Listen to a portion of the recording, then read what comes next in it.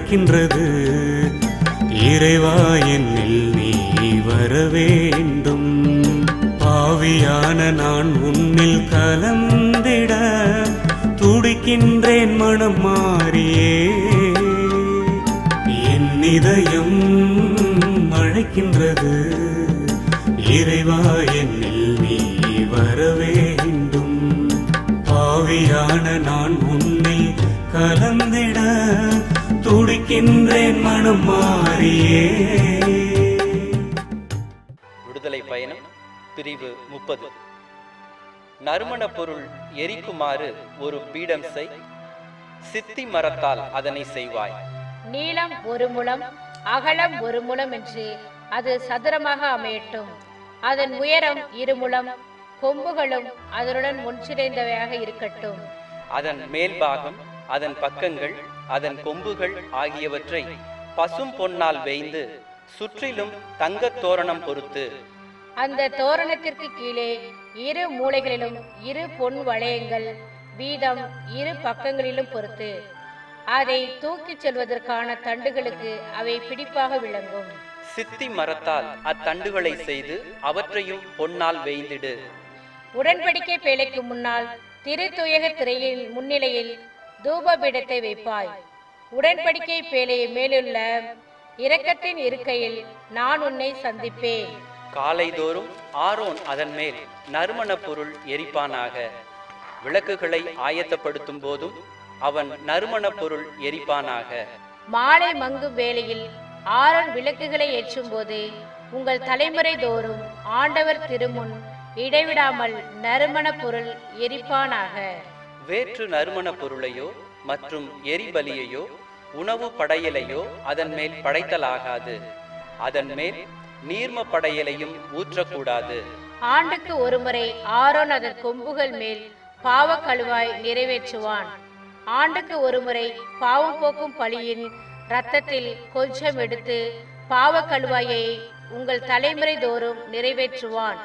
ஏனெனில் அது ஆண்டவருக்கு புனிதமிக்கதாகும். ஆண்டவர் மோசேயை நோக்கி, நீ இஸ்ரேல் மக்களின் எண்ணிக்கைக்காக குடிக்கணக்கு எடுக்கும்போது எண்ணிக்கைக்குட்பட்டவர் ஒவ்வொருவரும் தம் உயிருக்கு ஈடாக ஆண்டவருக்கு மீட்பு பணம் கட்ட வேண்டும். இல்லையெனில் அவர்கள் கணக்கிடப்படுகையில் அவர்களிடையே கொள்ளை நோய் வந்துவிடும். எண்ணிக்கைக்குட்படும் யாவரும் திருத்தல செக்கேலில் 1/2 செக்கேல் வீதம் கட்ட வேண்டும்.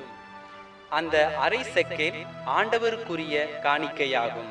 எண்ணிக்கைக்கு உட்படும் அனைவரும், அதாவது 20 வயதும் அதற்கு மேற்பட்டவர்களுமான ஆண்கள் யாவரும் ஆண்டவருக்குரிய காணிக்கையை அளிப்பார்கள். உங்கள் உயிர்களுக்கு பாவ கழுவாயாக ஆண்டவருக்குரிய காணிக்கை செலுத்தும் போது பணக்காரன் 1/2 செக்கேலுக்கு அதிகமாகவோ ஏழை அதற்கு குறைவாகவோ கொடுக்க வேண்டாம். இஸ்ரேல் மக்களிடமிருந்து பாவ கழுவாய் பணத்தை வசூலித்து அதை சந்திப்பு கூடார திருப்பணிக்கென்று கொடுத்துவிடு. உங்கள் உயிர்களுக்காக பாவ கழுவாய் செய்ய இஸ்ரேல் மக்களுக்கு இது ஆண்டவர் திருமுன் நினைவு சின்னமாய் இருக்கட்டும் என்றார். பின்னும் ஆண்டவர் மோசேயிடம், கழுவுவதற்காக ஒரு வெண்கல நீர் தொட்டியை அதற்கான வெண்கல ஆதாரத்தோடு செய். சந்திப்பு கூடாரத்திற்கும் பலிபீடத்திற்கும் இடையில் அதனை வைத்து அதில் தண்ணீர் ஊற்றுவாய். ஆரோனும் அவன் புதல்வரும் இதிலிருந்து தங்கள் கைகளையும் பாதங்களையும் கழுவ வேண்டும். சந்திப்பு கூடாரத்தில் நுழையும் போது அல்லது பலிபீடத்தை நெருங்கி ஆண்டவருக்கு நெருப்பு பலிகளை சுட்டரிக்கும் பணிபுரியும் போது அவர்கள் தண்ணீரால் கழுவிக்கொள்வார்கள். இல்லையெனில் அவர்கள் செத்து மடிவார்கள். அவர்கள் சாகாமல் இருக்கும்படி கைகளையும் பாதங்களையும் கழுவிக்கொள்வார்கள். இது அவர்களுக்கு, அதாவது அவனுக்கும் தலைமுறை தோறும் அவன் வழி மரபினருக்கும் என்றும் உள்ள நியமமாக இருக்கும் என்றார். மீண்டும் ஆண்டவர் மோசேயிடம், 500 திருத்தல செக்கேல் எடைக்கு உயர்தர வெள்ளை போலம், அதன் பாதி நிறையாகிய 250க்கு மனம் கமழும் கருவாப்பட்டை, 250க்கு நறுமண வசம்பு, 500க்கு லவங்கப்பட்டை ஆகிய தலை சிறந்த நறுமண பொருட்களை எடுத்து ஒரு களையம் அளவு ஒலிவ எண்ணெய் சேர்த்து திறமை வாய்ந்த பரிமள தயாரிப்பாளன் செய்வது போல் கூட்டு தைலமாக ஒரு தூய திருப்பொழிவு எண்ணெய் தயாரிப்பாய். இது தூய திருப்பொழிவு எண்ணெயாக இருக்கும். இதை கொண்டு சந்திப்பு கூடாரம், உடன்படிக்கை பேழை, மேசை, அதன் அனைத்து துணைக்கலன்கள், விளக்குத்தண்டு, அதன் துணைக்கலன்கள், தூப பீடம், எரிபலி பீடம், அனைத்து துணைக்கலன்கள், நீர் தொட்டி, அதன் ஆதாரம் ஆகியவற்றை திருப்பொழிவு செய்வாய். நீ அவற்றை அர்ப்பணம் செய்வதால் அவை புனிதமானவையாகும். மேலும் அவற்றை தொடுபவை அனைத்தும் புனிதம் பெறும். ஆரோனுக்கும் அவன் புதல்வருக்கும் நீ அருள் பொழிவு செய்து அவர்களை எனக்கு குருத்துவ பணி புரியுமாறு திருநிலைப்படுத்துவாய். மேலும் நீ இஸ்ரேல் மக்களுக்கு அறிவிக்க வேண்டியது, இது என்னுடைய தூய திருப்பொழிவு எண்ணெயாக உங்கள் தலைமுறை தோறும் இருக்க வேண்டும். சாதாரண தேவைக்காக மனித உடலில் அது பூசப்படலாகாது. இந்த கலவை விகிதப்படி இதை போன்ற எண்ணெய் தயாரிக்கப்படலாகாது. இது புனிதமானது, உங்களுக்கும் இது புனிதமானதாக இருக்கட்டும். இதை போன்று கலவை தயார் செய்பவனும் இதிலிருந்து பிற மக்களுக்கு கொடுப்பவனும் தன் மக்களிடமிருந்து விலக்கி வைக்கப்பட வேண்டும் என்றார். ஆண்டவர் மோசேயை நோக்கி, நறுமண பொருள்களான வெள்ளை போலம், குங்கிலியம், கெல்பான், பிசின் ஆகியவற்றையும் கலப்பில்லா சாம்பிராணியையும் சம அளவில் எடுத்துக்கொண்டு உப்பு சேர்க்கப்பட்ட துப்புரவான புனித நறுமண கட்டியை திறமை வாய்ந்த பரிமள தயாரிப்பாளன் செய்வது போல் நீ தயாரிக்க வேண்டும். அதில் ஒரு பகுதியை நன்கு பொடியாக்கி நான் உனக்கு காட்சி தரும் சந்திப்பு கூடாரத்தில் உள்ள உடன்படிக்கை பேழைக்கு முன்னால் வைக்க வேண்டும். அது உங்களிடையே தூய்மை மிக்கதாக திகழும். இந்த கலவைக்குரிய விகிதப்படி நறுமண கட்டியை நீங்கள் உங்களுக்கென்று செய்து கொள்ள வேண்டாம். ஆண்டவர் பொருட்டு இது உங்களிடையே தூயதாக திகழும். நறுமணம் முகருவதற்காக இதை போன்று செய்பவன் எவனும் தன் மக்களிடமிருந்து விலக்கி வைக்கப்பட வேண்டும் என்றார். நன்றி சொல்ல எந்த நாவு துடிக்குதையா ஏசையா, நன்றி சொல்ல எந்த நாவு துடிக்குதையா. உங்க நன்மைகளை சொல்ல சொல்ல உள்ளம் மகிழுதையா. ஏசையா, நன்மைகளை சொல்ல சொல்ல உள்ளம் மகிழுதையா. விடுதலை பயணம் பிரிவு 31. ஆண்டவர் மோசேயிடம், யூதா குலத்தை சார்ந்த கூரின் மகனான ஊரியின் மகன் பெட்சலேல் என்பவனை நான் பெயர் சொல்லி அழைத்துள்ளேன். ஞானம், அறிவு கூர்மை, அனுபவம், தொழில் திறமை அனைத்தும் அவனுக்கு உண்டாகுமாறு நான் அவனை இறை ஆவியால் நிரப்பியுள்ளேன். இதனால் அவன் பொன், வெள்ளி, வெண்கல வேலை செய்யவும், பதிக்க வேண்டிய கற்களுக்கு பட்டை தீட்டவும், மரத்தை செதுக்கவும், மற்றெல்லாவித நுண்ணிய வேலைகள் செய்யவும் வேண்டிய திட்டமிடும் நுட்பத்திறன் பெற்றுள்ளான். மேலும் தான் குலத்தை சார்ந்த அகிசமாக்கின் மகன் ஒகலியாபு என்பவனையும் நான் அவனோடு நியமித்துள்ளேன். ஞானமுள்ளோர் அனைவரின் உள்ளத்திலும் நானே ஞானம் அருளியுள்ளதால் அவர்கள் நான் உனக்கு கட்டளையிட்டபடி அனைத்தையும் செய்வர். அவையாவன: சந்திப்பு கூடாரம், உடன்படிக்கை பேழையோடு அதன் மேலமைந்த இரக்கத்தின் இருக்கை, கூடாரத்தில் உள்ள அனைத்து துணைக்கலன்கள், அப்பமேசை, அதன் துணைக்கலன்கள், பழுதற்ற விளக்குத்தண்டு, அதன் அனைத்து துணைக்கலன்கள், தூபபீடம், எரிபலி பீடம், அதன் அனைத்து துணைக்கலன்கள், தண்ணீர் தொட்டி, அதன் ஆதாரம், அழகுற பின்னப்பட்ட ஆடைகள், குருவாகி ஆரோனுக்குரிய திருவுடைகள், குருத்துவ பணிபுரிவதற்காக அவன் புதல்வர்க்குரிய ஆடைகள், திருப்பொழிவு எண்ணெய், தூய தலத்திற்கான நறுமண தூப வகைகள் ஆகியவை நான் உனக்கு கட்டளையிட்டபடி இவை அனைத்தையும் அவர்கள் செய்வர் என்றார். ஆண்டவர் மோசேயிடம், நீ இஸ்ரேல் மக்களிடம் அறிவிக்க வேண்டியதாவது: நீங்கள் என் ஓய்வு நாள்களை கருத்தாய் கடைபிடியுங்கள். ஆண்டவராகிய நானே உங்களை புனிதமாக்குகிறவர் என்பதை நீங்கள் உணர்ந்து கொள்ளும்படி அது எனக்கும் உங்களுக்கும் இடையில் உங்கள் தலைமுறை தோறும் ஒரு அடையாளமாக இருக்கும். ஓய்வு நாளை கடைபிடியுங்கள், அது உங்களுக்கு புனிதமானதாகும். அதன் தூய்மையை கெடுப்பவன் கொல்லப்பட வேண்டும். அந்நாளில் வேலை செய்பவன் எவனும் தன் மக்களிடமிருந்து விலக்கி வைக்கப்பட வேண்டும். 6 நாள்கள் வேலை செய்யலாம், 7ஆம் நாளோ ஓய்வு நாளாகிய சாபாத்து, ஆண்டவருக்கு புனிதமான நாள். ஓய்வு நாளில் வேலை செய்பவன் எவனும் கொல்லப்பட வேண்டும். இஸ்ரேல் மக்கள் ஓய்வு நாளை கடைபிடிக்க வேண்டும் என்றும் உள்ள உடன்படிக்கையாக விளங்கும்படி தலைமுறை தோறும் ஓய்வு நாளை கை கொள்ள வேண்டும். இது எனக்கும் இஸ்ரேல் மக்களுக்கும் இடையே என்றுமுள்ள ஓர் அடையாளம். ஏனெனில் ஆண்டவராகிய நான் 6 நாட்களில் விண்ணுலகையும் மண்ணுலகையும் உருவாக்கி 7ஆம் நாளில் ஓய்வெடுத்து இளைப்பாறினேன் என்றார். ஆண்டவர் சீனாய் மலை மேல் மோசேயோடு பேசி முடித்த பின் கடவுளின் விரலால் எழுதப்பட்ட கற்பலகைகளான உடன்படிக்கை பலகைகள் 2ஐயும் அவரிடம் அளித்தார். இயேசு நாமம் வாழ்க, கிறிஸ்து நாமம் வாழ்க, இயேசு நாமம் வாழ்க, கிறிஸ்து நாமம் வாழ்க, இயேசு நாமம் வாழ்க, கிறிஸ்து நாமம் வாழ்க, இயேசு நாமம் வாழ்க, கிறிஸ்து நாமம் வாழ்க. விடுதலை பயணம் பிரிவு 32. மோசே மலையினின்று இறங்கி வர தாமதித்ததை கண்ட மக்கள் ஆரோனை சுற்றி கூட்டம் கூடி அவரை நோக்கி, எகிப்து நாட்டில் நின்று எங்களை நடத்தி வந்த அந்த ஆள் மோசேக்கு என்ன ஆயிற்றோ தெரியவில்லை. நீர் முன் வந்து எங்களை வழிநடத்தும் தெய்வங்களை எங்களுக்கு உருவாக்கி கொடும் என்றனர். ஆரோன் அவர்களை நோக்கி, உங்கள் மனைவியர் புதல்வர் புதல்வியரின் பொற்காதணிகளை கழற்றி அவற்றை என்னிடம் கொண்டு வாருங்கள் என்றார்.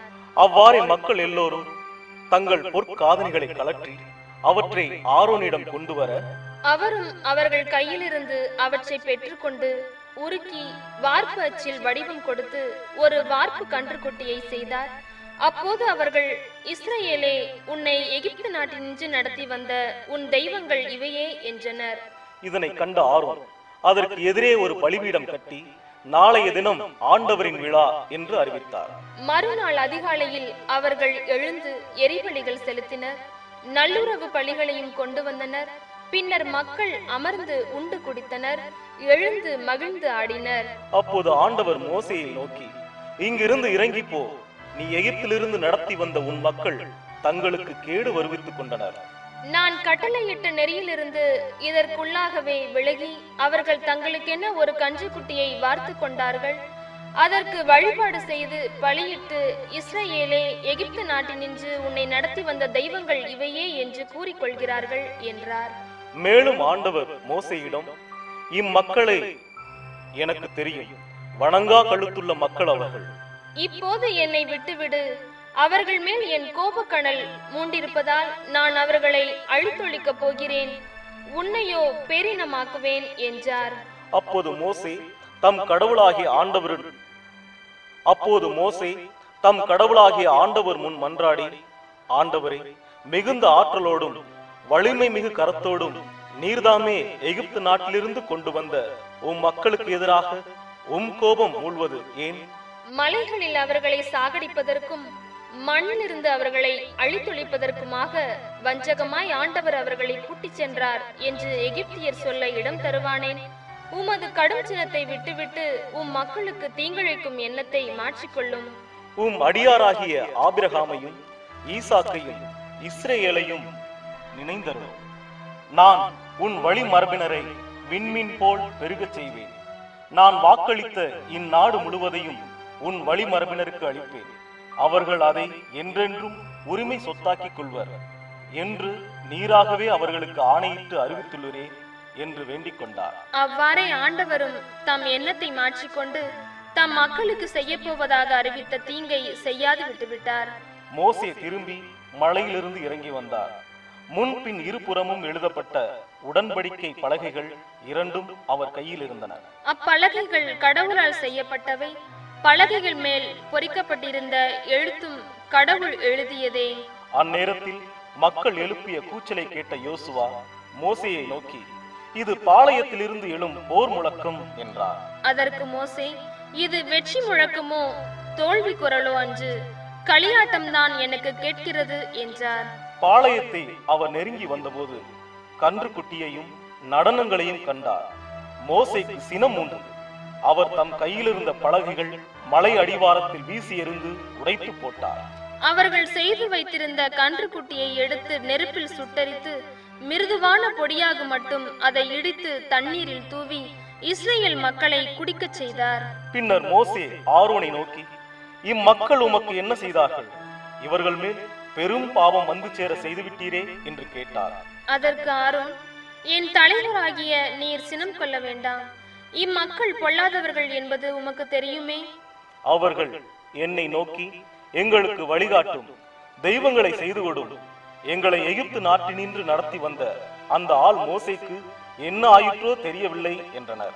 நானும் அவர்களிடம், பொன் அணிந்திருப்பவர்கள் கழற்றி தாருங்கள் என்றேன். அவர்களும் என்னிடம் தந்தனர். நான் அதனை நெருப்பில் போட இந்த கன்றுக்குட்டி வெளிப்பட்டது என்றார். ஆரோன் மக்களை கட்டுப்பாடின்றி விட்டுவிட்டதால் தங்கள் எதிரிகள் ஏளனம் செய்யும் அளவுக்கு அவர்கள் மனம் போன போக்கில் நடப்பதை மோசே கண்டார். பாளையத்தின் நுழைவாயிலில் மோசே நின்று கொண்டு, ஆண்டவரது பக்கம் உறுதியாய் இருப்போர் என்னிடம் வாருங்கள் என்றார். லேவியர் அனைவரும் அவரிடம் வந்து கூடினர்.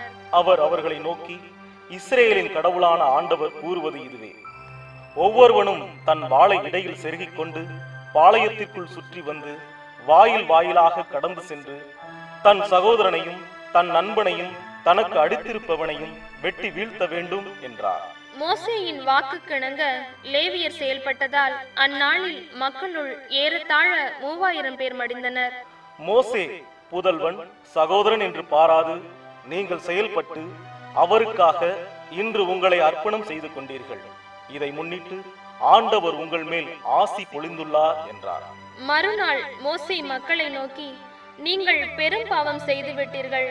இப்போது நான் மலை மேலேறி ஆண்டவரிடம் செல்ல போகிறேன். அங்கே ஒருவேளை உங்கள் பாவத்திற்காக நான் கழுவாய் செய்ய இயலும் என்றார்.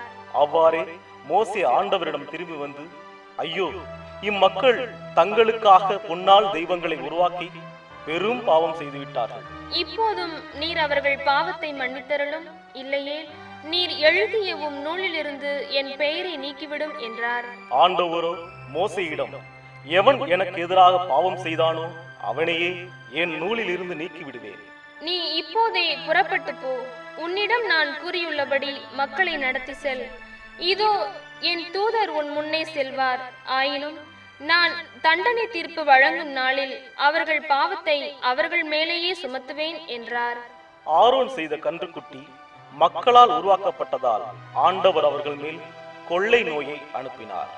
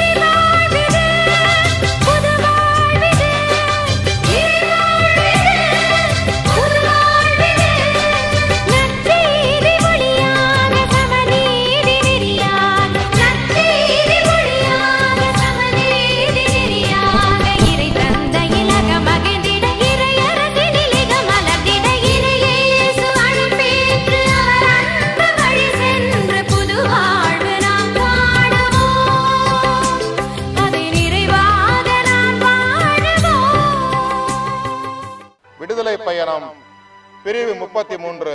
ஆண்டவர் மோசேயை நோக்கி, எகிப்து நாட்டிலிருந்து நீ நடத்தி வந்த மக்களுடன் இங்கிருந்து புறப்பட்டு செல். ஆபிரகாம், ஈசாக்கு, யாக்கோபு ஆகியோருடன் அவர்கள் வழி மரபினருக்கு தருவதாக நான் வாக்களித்த அந்த நாட்டிற்கு செல். நான் ஒரு தூதரை உனக்கு முன் அனுப்பி கானானியர், எமோரியர், இத்தியர், பெரிசியர், இவ்வியர், எபூசியர் ஆகியோரை துரத்தி விடுவேன். பாலும் தேனும் பொழியும் நாட்டுக்கு போங்கள். நான் உங்களோடு வரப்போவதில்லை, ஏனெனில் நீங்கள் வணங்கா கழுத்துள்ள மக்கள். ஆதலால் வழியில் நான் உங்களை அழித்தொழிக்க நேரிடும் என்றார். இத்துயர செய்தியை கேட்டபோது மக்கள் அழுது புலம்பினர். யாருமே அணிகலன்கள் அணிந்து கொள்ளவில்லை. ஏனெனில் ஆண்டவர் மோசேயிடம், நீங்கள் வணங்கா கழுத்துள்ள மக்கள், நொடி பொழுதில் நான் உங்களிடையே வந்து உங்களை அழித்தொழிக்கப் போகிறேன். உடனடியாக உங்கள் அணிகலன்களை கலற்றி விடுங்கள். உங்களுக்கு என்ன செய்ய வேண்டும் என்பது எனக்கு தெரியும் என இஸ்ரேல் மக்களுக்கு அறிவி என்று கூறியிருந்தார். அவ்வாறே இஸ்ரேல் மக்கள் ஓரேபு மலையை விட்டு புறப்பட்ட பின் தங்கள் அணிகலன்களை அணியவே இல்லை. மோசே பாளையத்துக்கு வெளியே கூடாரத்தை தூக்கிச் செல்வதும் பாளையத்திற்கு வெகு தூரத்தில் கூடாரம் அடிப்பதும் வழக்கம். அதற்கு அவர் சந்திப்பு கூடாரம் என்று பெயரிட்டார். ஆண்டவரை தேடும் யாவரும் பாளையத்திற்கு வெளியேயுள்ள சந்திப்பு கூடாரத்துக்கு செல்வர். மோசே கூடாரத்துக்கு செல்லும் போதெல்லாம் மக்கள் அனைவரும் அவரவர் கூடார நுழைவாயிலில் எழுந்து நின்று கொண்டு அவர் கூடாரத்தில் நுழையும் வரை அவரை பார்த்து கொண்டே இருப்பர். மோசே கூடாரத்தில் நுழைந்ததும் மேகத்தூண் இறங்கி வந்து கூடார நுழைவாயிலில் நின்று கொள்ளும். அப்போது கடவுள் மோசேயிடம் பேசுவார். கூடார நுழைவாயிலில் மேகத்தூண் நின்று கொண்டிருப்பதை மக்கள் அனைவரும் காண்பர். அப்பொழுது அவரவர் கூடார நுழைவாயில் நின்று கொண்டே மக்கள் அனைவரும் வணங்கி தொழுவர். ஒருவன் தன் நண்பனிடம் பேசுவது போலவே ஆண்டவரும் முகமுகமாய் மோசேயிடம் பேசுவார். பின்னர் மோசே பாளையத்துக்கு திரும்புவார். இளைஞனும் நூனின் மகனுமான யோசுவா என்ற அவருடைய உதவியாளர் கூடாரத்தை விட்டகலாமல் இருப்பார். மோசே ஆண்டவரிடம், இம்மக்களை நடத்தி செல் என்று நீரே என்னிடம் கூறியிருக்கும் என்னோடு அனுப்ப போகும் ஆளை பற்றி ஒன்றும் தெரிவிக்கவில்லை. பெயர் உட்பட உன்னை எனக்கு தெரியும் என்றும் நீ என் பார்வையில் தயை பெற்றுள்ளாய் என்றும் கூறியுள்ளீர். இப்போதும் உம் பார்வையில் நான் தயை பெற்றிருந்தால் உம் வழிகளை எனக்கு காட்டியருளும். உம்மை இதனால் அறிந்து கொள்வேன். உம் பார்வையிலும் தொடர்ந்து தயை பெறுவேன். மேலும் இந்த இனம் உம் மக்கள் என்பதையும் கருத்தில் கொள்ளும் என்றார். அதற்கு ஆண்டவர், எனது பிரசன்னம் உன்னோடு செல்லும், நான் உனக்கு இளைப்பாறுதல் அளிப்பேன் என்று கூற, மோசே அவரிடம், உமது பிரசன்னம் கூட வரவில்லை எனில் எங்களை இங்கிருந்து போகச் செய்யாதீர். நானும் உம் மக்களும் உம் பார்வையில் தயை பெற்றுள்ளோம் என்பதை எப்படி அறிவோம்? நீர் எங்களோடு வருவதாலும் நானும் உம் மக்களும் மண்ணுலகில் உள்ள அனைத்து மக்களினங்களினின்றும் வேறுபட்டு நிற்பதாலும் அன்றோ என்றார். அதற்கு ஆண்டவர் மோசேயிடம், நீ கூறியபடியே நான் செய்வேன். ஏனெனில் நீ என் பார்வையில் தயை பெற்றுள்ளாய். மேலும் பெயர் உட்பட உன்னை எனக்கு தெரியும் என்றார். அப்பொழுது மோசே, உம் ஆட்சியை எனக்கு காட்டும்படி வேண்டுகிறேன் என்று கூற, அவர் என் நிறையலைகை உன் முன் கடந்து போக செய்து ஆண்டவர் என்ற பெயரை உன்முன் அறிவிப்பேன். யார் யாருக்கு நான் பரிவு காட்ட விரும்புகிறோனோ அவர்களுக்கு பரிவு காட்டுவேன். யார் யாருக்கு இரக்கம் காட்ட விரும்புகிறோனோ அவர்களுக்கு இரக்கம் காட்டுவேன் என்றார். மேலும் அவர், என் முகத்தையே உன்னால் பார்க்க இயலாது, ஏனெனில் என்னை பார்த்த எவரும் உயிரோடு இருக்க முடியாது என்றார். பின்பு ஆண்டவர், இதோ எனக்கருகில் ஓர் இடம், இங்கு இருக்கும் பாறையின் மேல் நீ நின்று கொள். என் மாட்சி கடந்து செல்கையில் நான் உன்னை பாறை பிளவில் நிறுத்தி வைப்பேன். நான் கடந்து செல்லும் வரை என் கையால் உன்னை மூடி மறைப்பேன். பின்பு நான் என் கையை அகற்றுவேன். நீ என் பின்புறத்தை காண்பாய், என் முகத்தையோ காணமாட்டாய் என்றார். ஜெபம் செய்வோம். இரக்கமும் அன்பும் நிறைந்த தந்தையே, இந்த நாளில் நாங்கள் உமக்கு நன்றி செலுத்துகிறோம். உம்முடைய புனித வரலாற்றை, மீட்பு வரலாற்றை விவிலிய புத்தகத்தின் மூலமாய், இந்த உயிருள்ள இறை வார்த்தையின் மூலமாய் நாங்கள் வாசிக்க எங்களுக்கு ஒரு புனிதமான வாய்ப்பை, ஒரு நல்ல வாய்ப்பை நீர் அமைத்து தந்திருக்கிறீரே, உமக்கு நன்றி. விடுதலை பயண புத்தகத்திலே ஒரு மீட்பு செயலை நீர் செய்து அடிமைப்பட்டு கிடந்த மக்களை ஒரு புதிய நாட்டுக்கு அழைத்து வரும்படிக்காய் மோசே வழியாய் கூட்டி வந்தீரே, அதே செயலை இன்று நீர் எங்களுக்கு செய்வீராக. பல்வேறு அடிமைத்தனங்களில், பல்வேறு துன்பங்களில், பல்வேறு கட்டுகளில் சிக்கி தவிக்கக்கூடிய உம்முடைய பிள்ளைகளாய் எங்களை நீர் விடுவிப்பீராக.